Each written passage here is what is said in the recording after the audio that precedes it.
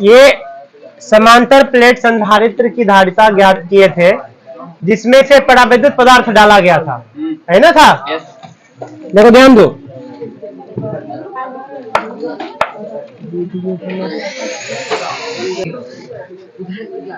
देखो परावैद्युत पदार्थ किसको बोले थे? ये दो टाइप का हुआ था, एक था ध्रुवीय वाला, दूसरा क्या था? अध्रुवीय वाला। ध्रुवीय में क्या होता है कि इसका जो पॉजिटिव और निगेटिव का जो सेंटर होगा, मतलब कि धनायन और ऋणायन का जो केंद्र है वो अलग अलग होगा। क्या होगा? वो अलग अलग। इसका मतलब क्या हो गया कि ये द्विध्रुव के जैसा काम करेगा, क्योंकि ये माइनस है, ये प्लस है, तो इसका मतलब क्या होगा? ये द्विध्रुव के जैसा काम करेगा। क्या करेगा? द्विध्रुव के जैसा काम। लेकिन अध्रुवीय का क्या होता है कि जो सेंटर है, आवाज क्या आ रहा है? ध्रुवीय का जो सेंटर होता है वो संपाती होता है। संपाती कहने का मतलब कि माइनस प्लस एक के ऊपर एक होता है, तो उसके बीच का दूरी क्या हुआ? शून्य। दूरी ही नहीं हुआ, इसका मतलब वो द्विध्रुव के जैसा नहीं विभाग। इसमें वही डाला गया जैसे रबर वगैरह डाला जाता है, वही चीज इसमें डाला गया, ठीक है ना। तो ये लाएंगे हम लोग, कंडेंसर लाएंगे, ठीक है ना। खराब वाला कंडेंसर होगा ना, दुकान पे जाते हैं आज। जैसे प्राकृतिक पदार्थ लिए दोनों हो सकता है, बिल्कुल। जैसे एक चालक लिए, अब कुचालक लिया गया है, ठीक है। अब इसमें से लिए हैं तो क्या होता है कि पहले प्लेट, मान लो प्लेट पी है, इसको प्लस क्यू आवेश दिए तो आवेश सतह पे गया, एक साइड गया, ठीक है, खत्म। इधर क्या आएगा? माइनस था। ये क्या था? ये माइनस था। अब पहले जो कंडीशन लिया गया था, जब ये नहीं था, जब ये नहीं था, तो इसकी जो धारिता आई थी वो आया था A∈0/D। यहाँ पे माइनस क्यू था, ठीक है, प्रेरण के कारण। इसके बीच की दूरी क्या हो गया? D हो गया। बीच का दूरी कितना है? D है। प्रेरण के कारण जो इसका धारिता आया था C बराबर A∈0/D। अब इसमें जैसे ही परावैद्युत पदार्थ डालेंगे तो ये देखना है कि क्या धारिता में वृद्धि हुई है या नहीं हुई। चालक डाले थे तो धारिता में वृद्धि हुई थी, हाँ, हुई थी। लेकिन अगर कोई ऐसा चीज डाल दे जो और धारिता को बढ़ा देगा तो बेहतर चीज है। विद्युत पदार्थ डाल दिए हैं, ठीक है, जिसका थिकनेस क्या है? इसका थिकनेस क्या ले लिए हैं? T लिए, ठीक। अब इसमें क्या हो गया? ये प्लस है, तो ये क्या होगा? प्रेरण हो जाएगा, तो ये ध्रुवित हो गया। अब ये क्या हो गया? मतलब ये चूंकि ये चालक नहीं है तो आवेश अंदर रहेगा। अब ये माइनस है तो इधर क्या आएगा? प्लस प्लस, ठीक। अब देखो विद्युत क्षेत्र इसके जो अंदर होगा, माइनस से प्लस किधर होगा? किधर से किधर होगा? इसके अंदर जो विद्युत क्षेत्र है उसको बोले हैं EP। क्या बोले हैं? बाहर जो विद्युत क्षेत्र था उसको बोले हैं E सिग्मा बराबर ये हो गया, E बराबर सिग्मा बाय एप्सिलॉन I हुआ करता था। अब क्या निकालेंगे? काहे बतिया रही है? गजब हाल है, बोल रहे तो समझ ही नहीं रही है। अब जैसे ही डाले हैं तो अब क्या हो गया कि इसके अंदर विद्युत क्षेत्र आ गया। तो विद्युत क्षेत्र उत्पन्न हुआ है, तो अब प्लेटों के बीच कितना विभवांतर होगा? तो विभवांतर का फॉर्मूला क्या बताए थे? V बराबर E इंटू, अगर विद्युत क्षेत्र पता है और कितनी दूरी पे है E, अगर वो पता है तो निकल जाएगा। अब देखो परावैद्युत पदार्थ डाले हैं तो इसके अंदर अलग विद्युत क्षेत्र है, इसके अंदर, बाकी जो बाहर ये सब बचा है, ये सब इसके अंदर क्या है? अलग है। अब देखो तो V का जो मान आएगा कुल E बाहर वाला के कारण जो है कितने रीजन में है, तो पूरे था पहले D में, लेकिन फिर T में क्या हो गया? हट गया ना। अब उसके बाद प्लस, फिर इसका अपना क्या है? इसको बोले हैं EP, और इसकी थिकनेस कितनी है? ये इतना, इसका क्या हो गया? सिरों की प्लेटों के बीच विभवांतर हो गया, ठीक है। अब करना क्या है? EP का मान पता नहीं है, इसको चेंज करेंगे। तो चेंज क्या करेंगे? इस फॉर्मेट में लिखेंगे। संबंध क्या होता है? E बटे EP, E बटे E हो गया वायु या निर्वात के लिए, ये हो गया कोई अन्य माध्यम आ जाएगा तब। तो इसी का संबंध होता है एप्सिलॉन बाय एप्सिलॉन, इसी होता है एप्सिलॉन R इक्वल टू क्या होता है? K। परावैद्युत का ये क्या? परावैद्युतांक है क्या? ये डाइलेक्ट्रिक कांस्टेंट है, मटेरियल के लिए फिक्स होता है, ठीक है।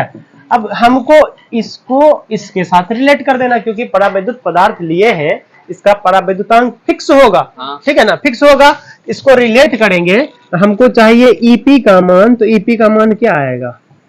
E बटे K, E बटे उठा के यहाँ डाल दिए, इसको इधर कर दिए। बस समझ में आ रहा है? यहाँ पे अगर हम डायरेक्ट लिखे EP बराबर E बटे K तो समझ में आ जाएगा। K क्या है? पराविद्युतांक है। K क्या है? पराविद्युतांक है। फिर वीडियो चल रहा है तब ठीक है। दोनों पीछे से बहुत बतिया रही है, हम देख रहे थे तब से।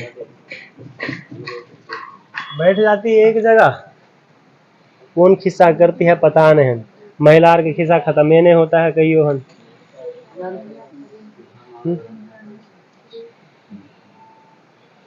अब मिलते हैं पापा तब बात करते हैं। मन अब नहीं लग रहा है पढ़ाई में, पता नहीं किस चीज में मन लगेगा, बात करना पड़ेगा। जल्दी यार तो नहीं ना है।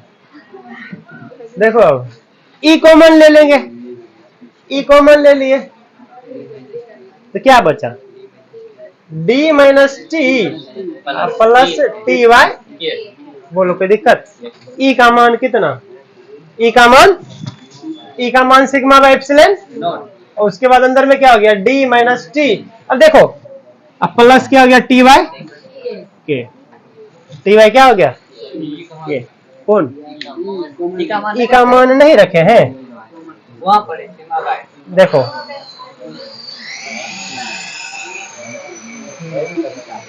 पागले, ई कॉमन लिए हैं। ई क्या किए हैं?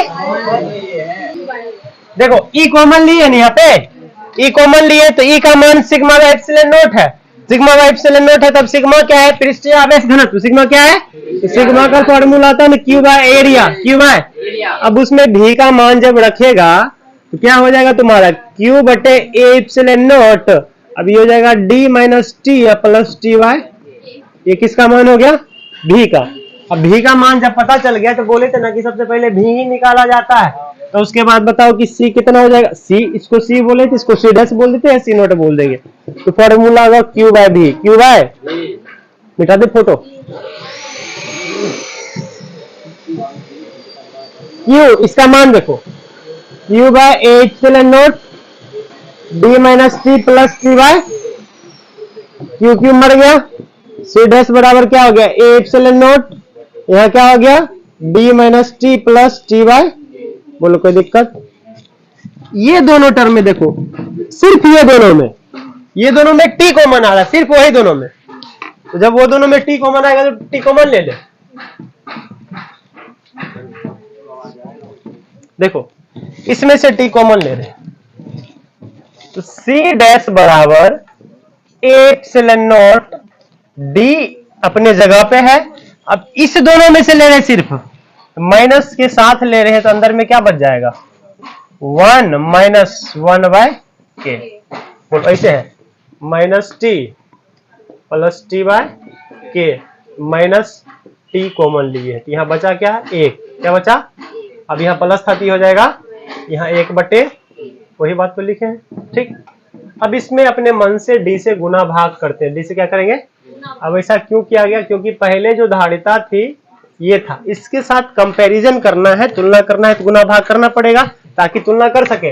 अब ये वाला D गया इसके साथ, ये हो जाएगा A epsilon not by D, नीचम हो गया 1 बटे D। अब ये हो गया D minus T 1 minus 1 by के। गुना करो इसको, इसका मान कितना हुआ?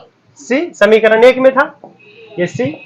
ठीक है, अब इसका देखो क्या हो जाएगा, मल्टीप्लाई करेंगे तो हो जाएगा 1 minus T by D 1 minus 1 by. इससे पहले वाले जो चालक का किए थे वहां भी ऐसा ही आया था कुछ, वह सिर्फ इतना तक ही था। क्या था?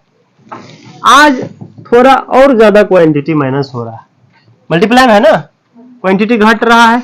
तो क्वांटिटी जैसे ही एक में से कुछ घटेगा तो वो एक से छोटा होगा, और एक से छोटा होगा इसका मतलब कि ये स्पष्ट है कि C' बराबर C 1 minus T by D और 1 माइनस 1 बाई के। बस समझ में आ गया? ये देखो, ये तो एक से छोटा है, ये भी एक से छोटा है। कितना हो गया? ये एक से छोटा हो गया। पूरे ये जो राशि है ये क्वांटिटी होगा एक से छोटा। अब राशि आएगा पूरा कम रहेगा, तो कम रहेगा तो डिनोमिनेटर वाला ज्यादा होगा तो क्या जाएगा? ऊपर जाएगा। तो ऊपर जाएगा तो इसका मतलब क्या होगा? एग्जाम्पल लिए थे ना, अगर सपोज करेगा ये पूरे सॉल्व करने पर कितना आया? 1/2 आया। कितना आया? तो फिर एक में से 1/2 माइनस करेंगे तो कितना बचेगा? हाफ बचेगा, हाफ ही ना बचेगा। तो ये 2 कहां जाएगा? ऊपर, मतलब कि सी डैश का मान हो गया 2 टाइम्स ऑफ सी। ये एग्जांपल लिए हैं, मतलब कि हर एक केस में ये देखने को मिला कि धारिता में वृद्धि हुई है। धारिता में क्या हुई है? वृद्धि हुई। बस समझ में आ गया। अब देखो कि ये जो हम निकाले थे फॉर्मूला जब बाह्य निर्वात था, इसमें जो समांतर प्लेट संधारित्र की धारिता है, बोले थे कि ये क्षेत्र प्लेट के क्षेत्रफल के ऊपर निर्भर कर रहा है, प्लेट के बीच के माध्यम के ऊपर निर्भर कर रहा है, प्लेट के बीच के दूरी के ऊपर निर्भर कर रहा है। ये हम नहीं लिखाए थे शायद में, लिखो उसका स्टार मार्क डाल के, देखो स्टार मार्क। समांतर प्लेट